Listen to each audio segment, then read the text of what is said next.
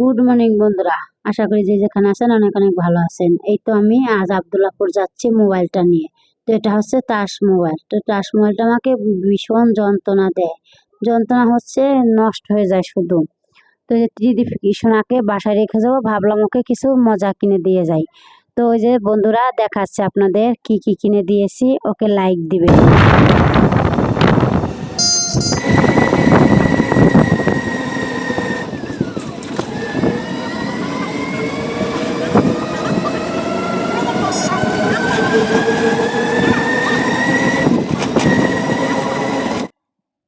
তো বন্ধুরা এই যে এখানে আমরা গাড়িতে বসে আছি, জ্যামে পড়েছে।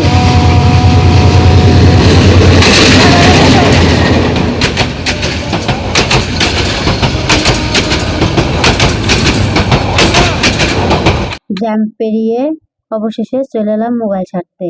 তো ভাইয়াকে বললাম মোবাইলে চার্জ হয় না, তো সে টেস্ট করে দেখছে যে চার্জ কেন হয় না। তো মোবাইল ছেড়ে চলে এলাম মাছের বাজারে। তো চিংড়ি মাছ দামাদামি করলাম, বলে 700 টাকা কেজি। তো আধা কেজি চিংড়ি নিলাম আর সাথে নিলাম ঝাটকা মাছ। তো বাসায় চলে এলাম এখন আমি। তো বন্ধুরা এই যে মাছগুলো আপনাদের সাথে শেয়ার করে নিয়েছি। তো এই যে এখানে আধা কেজি চিংড়ি মাছ এনেছি আর এনেছি ঝাটকা মাছ। তো দুপদের মাছই আছে, এখন আমি চিংড়ি মাছ রান্না করব, যেহেতু দীপ সোনা বলেছে চিংড়ি মাছ খাবে।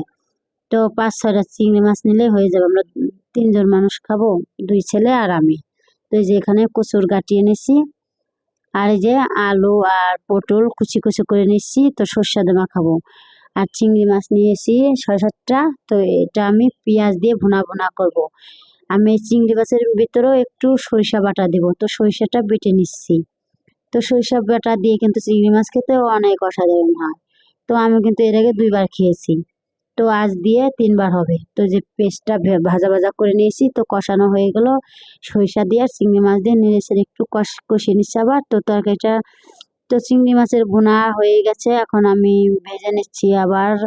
এর ভিতর দিয়ে দিলাম কিছু মাছ। তো ওই যে রান্না শেষ, চলে এলাম খাওয়া দাওয়া করতে। তো বন্ধুরা ভিডিওটি ভালো লাগলে লাইক দিবেন, ছোট্ট করে কমেন্ট লিখবেন, আর নতুন নতুন ভিডিও পেতে অবশ্যই পেজটি ফলো করে রাখবেন।